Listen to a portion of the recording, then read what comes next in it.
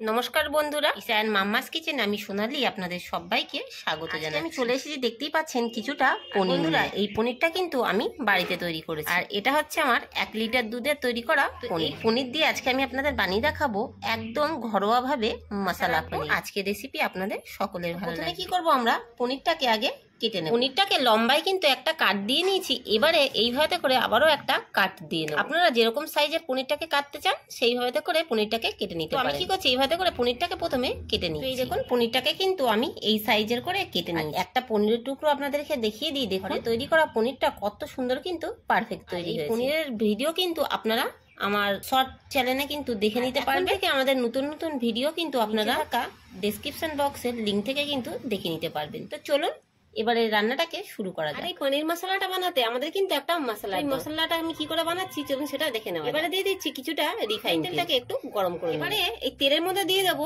দুটো বড় সাইজের পেঁয়াজ। পেঁয়াজটাকে আমরা ঠিক যেরকম বেরেস্তা ভাজা হয় ঠিক ওরকম বেরেস্তার মতন এটাকে ভেজে নেব। মোটামুটি দেখুন পেঁয়াজটা আমাদের ভাজা হয়ে গেছে। এবারে এর মধ্যে দিয়ে দেবো 1 চিলতে আদা কুচি, আর দিচ্ছি 4-5টা রসুন, দিচ্ছি এর মধ্যে দুটো কাঁচা লঙ্কা। কাঁচা লঙ্কাটাকে একটু এরকম করে কেটে, লঙ্কাটা না ফাটে। এবারে সবকিছু খুব সুন্দর করে ভেজে নেব। পেঁয়াজটা কিন্তু আমাদের ভেজে নেওয়া হয়ে গেছে। পেঁয়াজটাকে আমরা তেল থেকে ছেঁকে তুলে নেব। এই দেখুন, আমি কিন্তু মিক্সিং জারের মধ্যে পেস্টটাকে ঠান্ডা করে দিই। এবারে পেঁয়াজটাকে আমি একটা কি করব, পেস্ট তৈরি করব। এতে কিন্তু কোনো রকম জল দিলে হবে না, ছাড়াই কিন্তু আপনাদের এই পেস্টটাকে তৈরি করতে হবে। চলুন এটাকে পেস্ট করে নিই। পেঁয়াজটাকে আমাদের পেস্ট করে নেওয়া হয়ে গেছে। এবারে আমরা পেস্ট করব টমেটো। একটা কিন্তু আমি মিডিয়াম সাইজের টমেটো নিয়েছি, এটাকে একটু কুচি কুচি করে নিই। এবারে চলুন এটাকেও পেস্ট করে নেওয়া যাক। এবারে আমি এই তেলের মধ্যে পনিরটাকে ভেজে নেব। তার জন্য এখানে দেখুন পনিরের মধ্যে দিয়েছি নুন, হলুদ, আর দিয়েছি কাশ্মীরি একটু লঙ্কার গুঁড়ো, আর এর মধ্যে দিয়েছি আমি এই চামচের হাফ চামচেরও কম একটু ময়দা।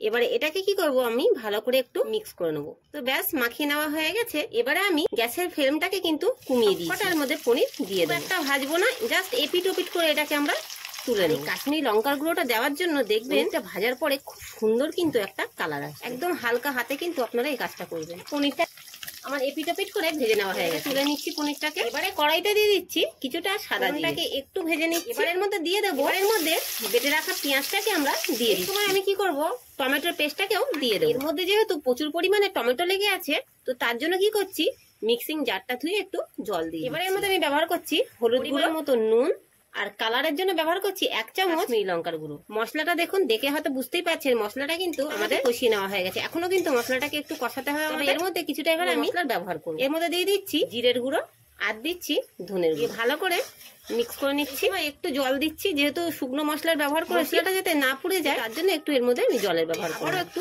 এটাকে একটু কষিয়ে, মশলাটাকে দেখুন কষিয়ে নেওয়া হয়ে গেছে। এবারে কিন্তু আমি গ্যাসের ফ্লেমটাকে পুরো বন্ধ করে দিই। এর মধ্যে নিয়েছি কিছুটা টক দই।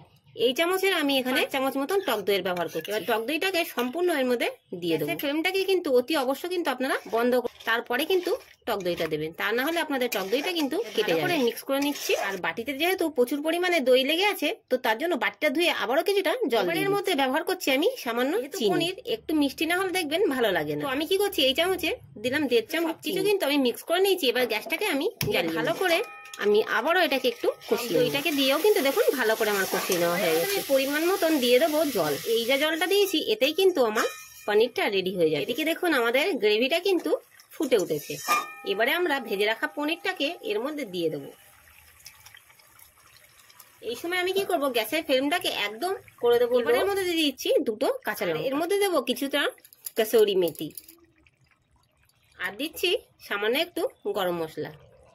আর নুনটা কিন্তু এর মধ্যে আমি একবার দেখে নিয়েছিলাম, একটু কম ছিল, তা একটু আমি দিয়ে নিই। এবারে একটু ঢাকা চাপা দিয়ে 10 মিনিট এটাকে একদম লো আছে রান্না করুন। ঢাকাটাকে চাপা দিলাম, ফিরে আসছি 10 মিনিট। এই যে মশলা পনির কিন্তু রেডি। আপনাদের বুঝতে কোনো অসুবিধা হয়নি। আর এরকম কম উপকরণ দিয়ে চটজলদি এরকম পনিরের রেসিপি আপনারা বাড়িতে একবার হলে ট্রাই করবে। এটাকে নামিয়ে নিয়ে আপনাদের পরিবেশন করে দেখিয়ে দিই।